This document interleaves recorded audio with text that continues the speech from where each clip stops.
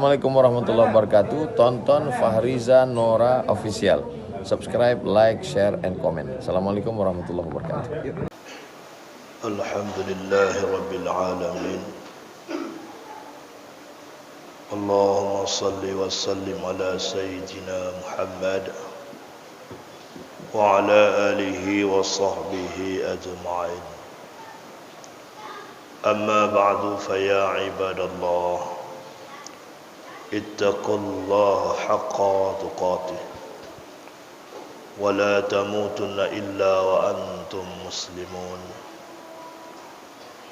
قال الله سبحانه وتعالى في القرآن الكريم بسم الله الرحمن الرحيم يا أيها الذين آمنوا أطيعوا الله وأطيعوا الرسول وأولي الأمر منكم صدق الله العظيم. Yang mulia kepada Abu Mumsi, hadirin sidang jamaah Jumat yang dimuliakan Allah Subhanahu wa taala. Marilah kita bersama-sama selalu berusaha untuk kita menjadi orang-orang yang bertakwa, orang-orang yang beriman kepada Allah Subhanahu wa taala. Dengan takwa dan keimanan kita kepada Allah, nanti di hari akhir kita akan dipertemukan dengan Allah Subhanahu wa taala. Hadirin sidang jamaah Jumat yang dimuliakan Allah Subhanahu wa taala. Pada kesempatan yang berbahagia ini, khatib akan membicarakan tentang masalah pemimpin yang ideal menurut Rasulullah sallallahu alaihi wasallam. Sebagaimana ayat yang telah saya bacakan tadi, ya ayyuhalladzina amanu athi'ullaha wa athi'ur rasul wa ulil amri minkum. Wahai orang-orang yang beriman, taat olehmu akan Allah, taat olehmu akan Rasul, dan juga taat olehmu akan ulil amri minkum, pemimpin di antara kamu.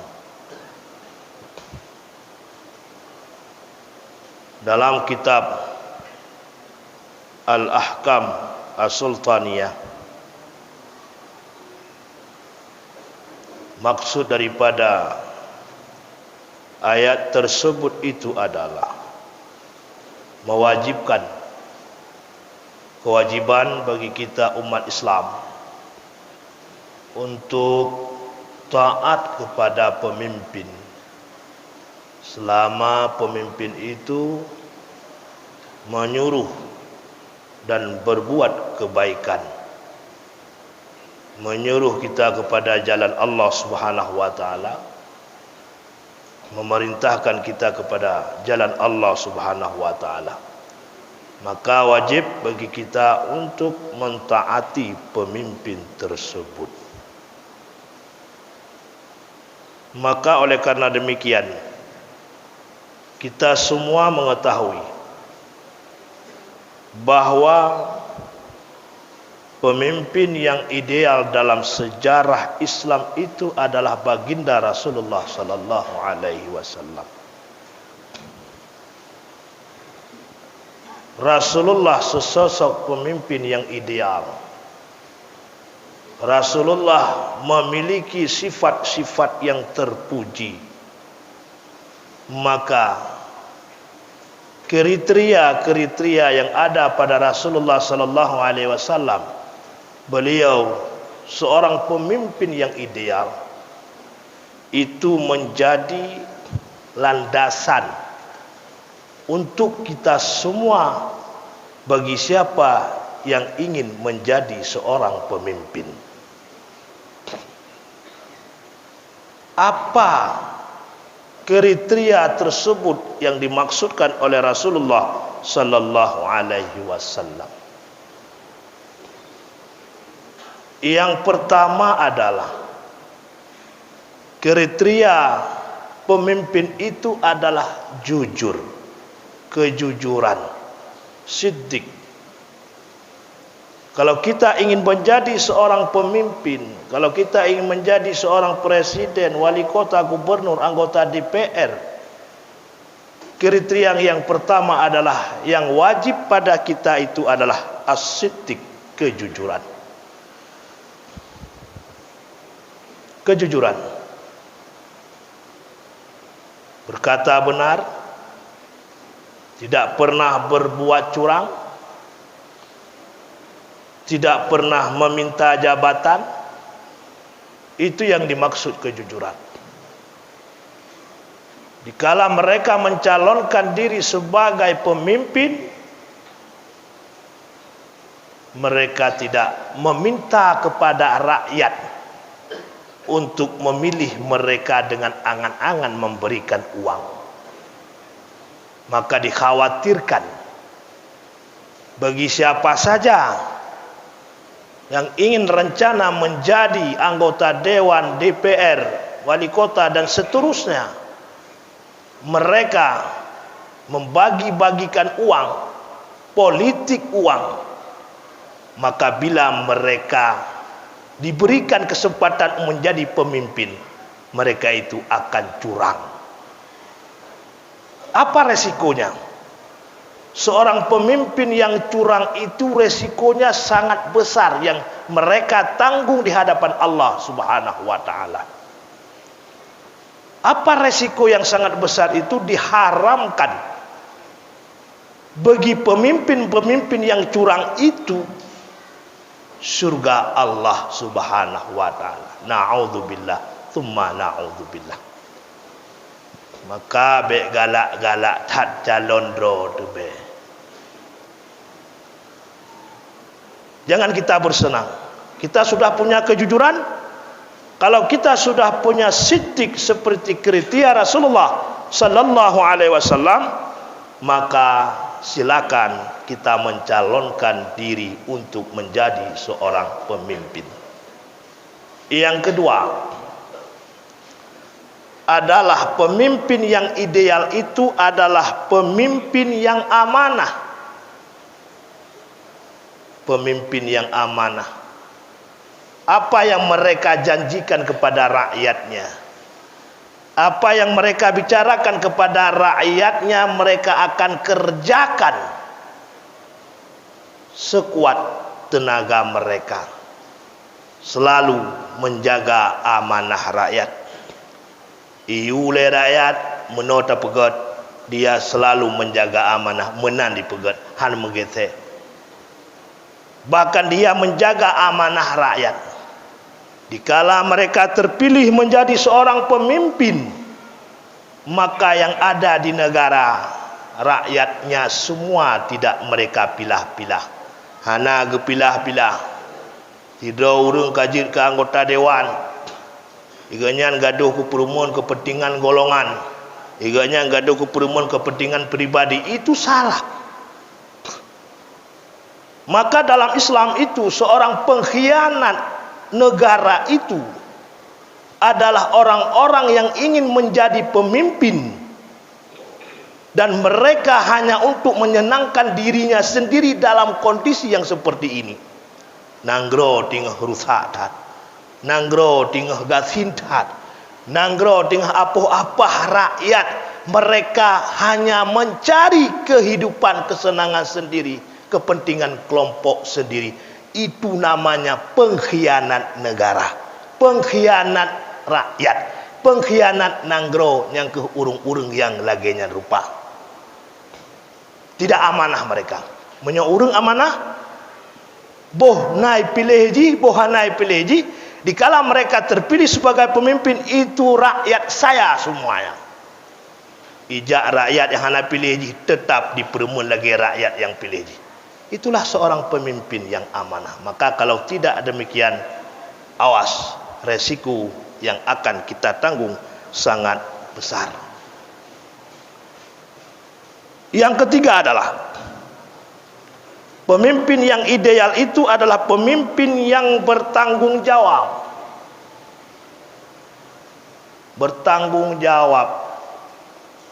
Keluh kesah kesedihan rakyat, apapun cerita, dia selalu bertanggung jawab. Seperti salah seorang sahabat Nabi Rasulullah sallallahu alaihi wasallam, yaitu Umar bin Khattab. Kalau rakyatnya miskin, dia juga miskin. Kalau rakyatnya lapar, dia juga lapar.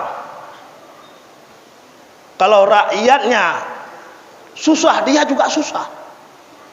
Itulah nama pemimpin yang sangat-sangat bertanggung jawab. Kalau rakyat susah, dia tetap susah. Han tengah hana mangat tengok di rumah.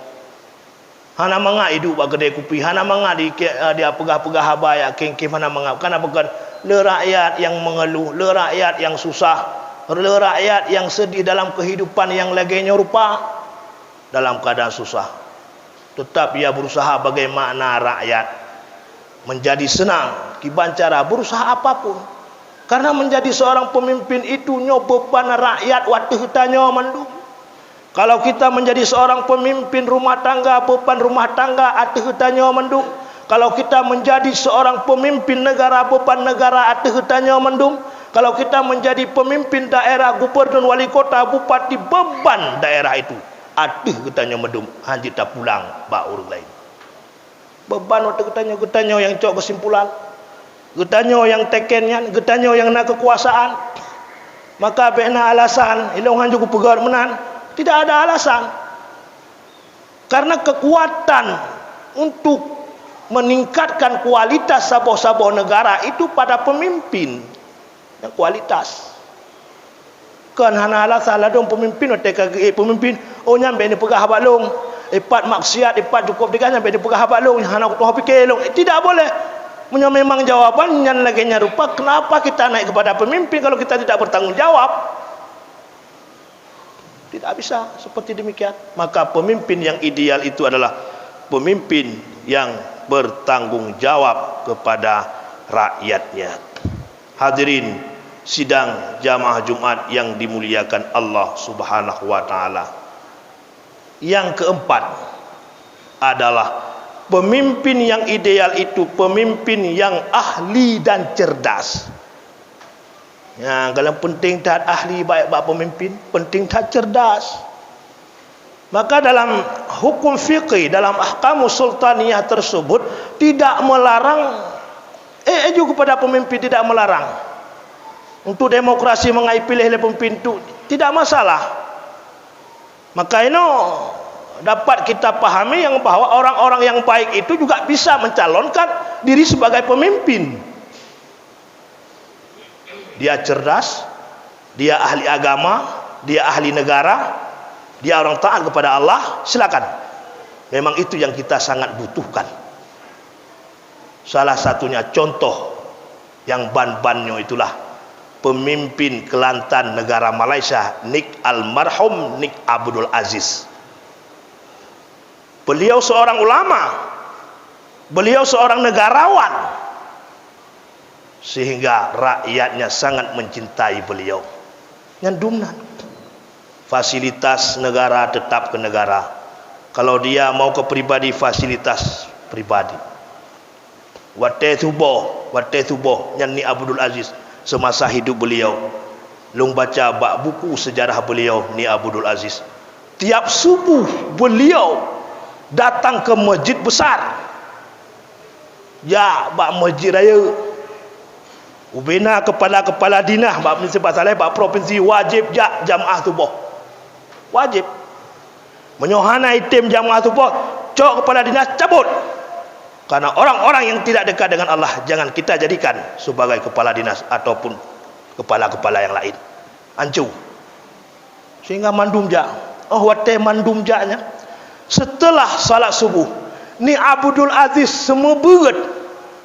Kitab-kitab Arab ke semua berat.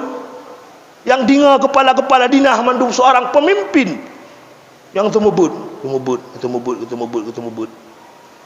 Leh ke semua berat. Sudah banyak masyarakat yang mengenal beliau. Ya mei akwa. Ipedu ina nilikun ni Abdul Aziz. Pina. Gisa ni Abdul Aziz kedai ke Rajai, seorang pemimpin Rajai kala. Bila Rajai bak ni Abdul Aziz. Oh le Rajai ten uyup. Karena ibu-ibu yang preh gemai anak dalam gendongan anak-anak bayi. Geyumat jaro anak Abdul Aziz bak ulai anaknya. Tuan Tok Guru, tolong Tuan Tok Guru pengang kepala anak saya supaya anak saya menjadi seperti Tuan Tok Guru. Nah, kalau bagi tanya ona ada geyumat. Itu seorang pemimpin yang ahli dan cerdas, ahli agama, orang alim, orang taat kepada Allah, ahli negarawan.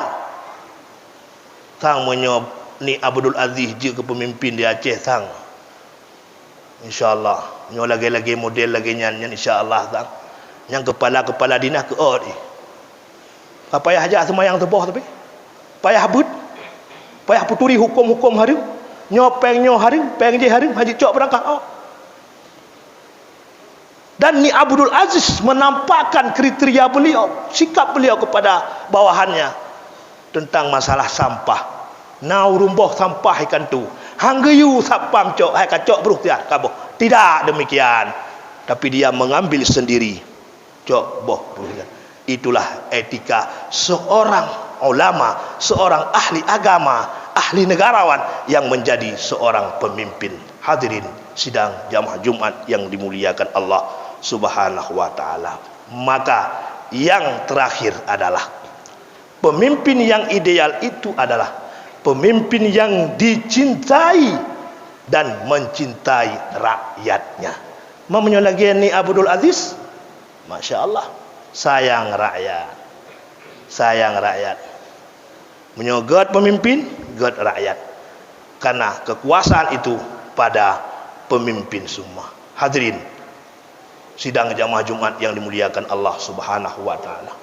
Maka kita ini bulan 2 ini tiba lentuk terai wate. Fikir bah habis-habis melakai bah Allah. Menentukan nasib negara Indonesia, khususnya Aceh. Menentukan nasib. Apakah akan kita bawa negara tersebut ke lembah yang jurang sehingga hancur, ataupun kita bawa negara tersebut kepada kedamaian tentram rakyatnya. Itu terserah pada kita semua. Hadirin sidang jamaah Jumat yang dimuliakan Allah Subhanahu wa taala. Fikir masing-masing, pulang badro masing-masing. Menyona urang ja. Ya politik uang, serangan fajar. Ittaqullah kementang. Takut olehmu akan Allah. Biar ke Allah itu. Bek dah ni pungo ni apa pungo kamu rakyat bek. Kamu hana pungo dah. Kamu nak pilihan dah. Nak pilihan dah. Maka bek tu peng yang bek tu. Hana du atu hana ejok pen watuh ribek. Hana meninggal urinang, hana meninggal anak punya hana ejok pen watuh ribeknya, hana meninggal. Allah Maha Kuasa, Allah Maha Adil. Maka hilangkan politik uang itu. Beklina tanda tanya. Nyata tanya boh ke di beklina. Ijak anggota calon anggota dewan. Ijak calon gubernur, ijak calon presiden, segala macam ijak ya pegah bagi yang pak peng hak kata apa. Jangan, ittaqullah. Karena resiko sangat berat kita tanggungan. Allah mengharamkan kita, jasad kita untuk masuk ke dalam surga Allah Subhanahu wa taala. Maka mudah-mudahan tahun-tahun ini nyoluh pemilunya tam melakai ba Allah watai pemilu bersadar kita nyo mendum mendoa ba Allah melakai ya Allah berikanlah pemimpin kepada kami, pemimpin yang taat kepadamu, pemimpin yang alim, pemimpin yang ahli, pemimpin yang cerdas, pemimpin yang dicintai dan mencintai rakyat. Lakai mandumba Allah Subhanahu wa taala semayang istikharah kalian teh yang layak tak pilih, walaupun nyan syarat menyokai jupeng kai sogok kita yo, tetap jangan kita memilih dak tabantu cara getanyo lup dalam neraka Allah Subhanahu wa taala. Mudah-mudahan nanti ke depan akan terpilih pemimpin-pemimpin yang beriman dan bertakwa kepada Allah Subhanahu wa taala. Amin ya rabbal alamin. Alhamdulillahi rabbil alamin. Wassalatu wassalamu ala sayyidina Muhammad wa ala alihi wa sahbihi ajma'in. Amma ba'du, fa ya ibadallah, ittaqullaha haqqa tuqatih ولا تموتن إلا وأنتم مسلمون. قال الله سبحانه وتعالى في القرآن الكريم: بسم الله الرحمن الرحيم. قل هو الله أحد الله الصمد لم يلد ولم يولد ولم يكن له كفوا أحد. بارك الله لي ولكم في القرآن العظيم ونفعني وإياكم بما فيه من الآيات وذكر الحكيم وتقبل مني ومنكم تلاوته إنه هو الغفور الرحيم.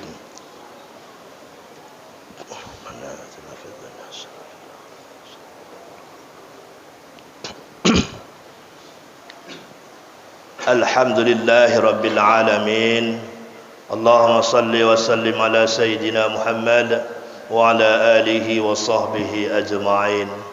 أما بعد، فيا عباد الله، اتقوا الله حق تقاته ولا تموتن إلا وأنتم مسلمون. قال الله سبحانه وتعالى في القرآن الكريم: بسم الله الرحمن الرحيم. إنا أعطيناك الكوثر فصل لربك وانحر إن شانئك هو الأبتر. اللهم اغفر للمسلمين والمسلمات والمؤمنين والمؤمنات الأحياء منهم والأموات برحمتك يا أرحم الراحمين. ربنا آتنا في الدنيا حسنة وفي الآخرة حسنة وقنا عذاب النار. ولذكر الله أكبر.